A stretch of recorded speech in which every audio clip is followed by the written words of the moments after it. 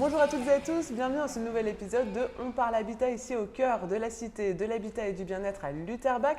Nous sommes au cœur des carrés de l'habitat. À mes côtés, le directeur général de la maison, Jonathan Préto. Bonjour. Bonjour. Alors première question, c'est vrai que les carrés de l'habitat, on connaît le nom, mais c'est quoi les spécificités des carrés de l'habitat? Alors le carré de l'habitat est un produit intermédiaire entre l'appartement et la maison individuelle. On a créé un produit regroupant un maximum des qualités d'une maison et d'un appartement. Et c'est quoi ces qualités entre l'appartement et les maisons? Alors la qualité, c'est qu'on va essayer de garder la qualité de vie d'une maison individuelle, donc en ayant une vie à l'extérieur, contrairement à un appartement où on est un peu plus sur un balcon, mais des espaces qui sont moins partagés, et un coût de fonctionnement relativement bas. Donc on va se rapprocher d'un coût de fonctionnement d'un appartement. Et quel est le profil des personnes qui craquent pour les carrés de l'habitat? Alors on a plusieurs typologies. C'est un produit qui plaît énormément aux jeunes couples, première acquisition. C'est un produit qui plaît aux investisseurs aussi parce que c'est un produit qui est très facile à louer.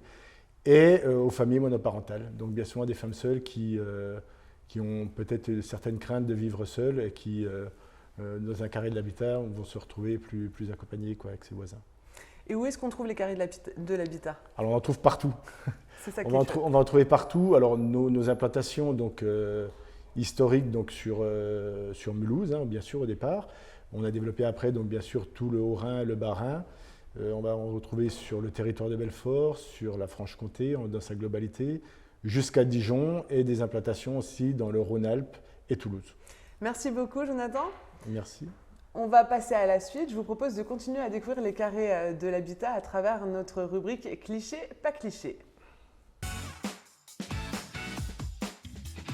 Allez, c'est parti, on continue à découvrir les carrés de l'habitat à travers notre rubrique cliché, pas cliché.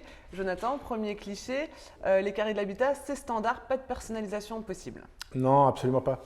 On va travailler vraiment sur l'enveloppe extérieure, donc l'architecture des bâtiments. On a toute une gamme de produits et on essaye vraiment d'adapter tous nos programmes dans l'environnement dans lequel ils se trouvent, qui peut être d'un environnement très urbain jusqu'à un environnement très rural.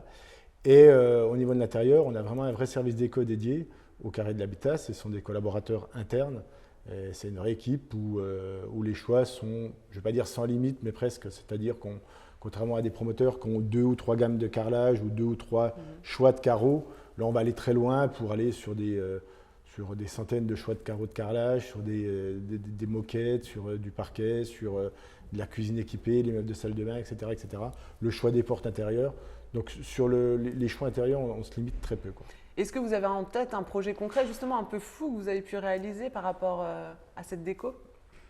Alors comme ça, non, j'ai du mal à chaud de le trouver, mais si, il y a un programme qu'on est en train de finaliser sur Strasbourg, où on a décidé de faire une caisse complète en éternite.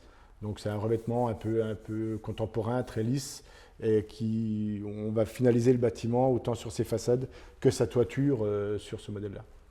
Donc vraiment l'esprit d'avoir une boîte un peu moderne, comme ça, un peu un ovni qui sort du sol, quoi.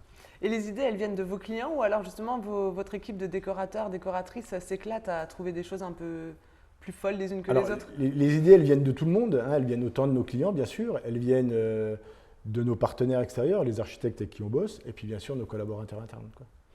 Autre cliché, les carrés de l'habitat, ça fait 20 ans que ça existe. On est sur un concept figé, pas d'innovation. Alors non, alors justement, ça fait 20 ans quand même qu'on est un peu devant. Bien au contraire, là, on est vraiment en train d'essayer de prendre une accélération. Bien sûr qu'on suit la réglementation toujours en vigueur, mais là on essaye vraiment de prendre un pas sur l'accélération et justement de passer sur des produits beaucoup plus innovants autant dans la réglementation thermique, autant dans la décarbonation, autant dans la manière de construire et l'acte de construire en lui-même. Merci beaucoup Jonathan. Donc les carrés de l'habitat, c'est 20 ans d'existence et toujours un coup d'avance, on peut le dire. Exactement. Voilà, notre émission touche à sa fin ici au cœur des carrés de l'habitat. N'oubliez pas que vous pouvez retrouver tous nos épisodes sur nos réseaux sociaux ainsi que sur le site internet de la Cité de l'Habitat et du Bien-être. Moi, je vous dis à très vite pour un prochain épisode. Salut!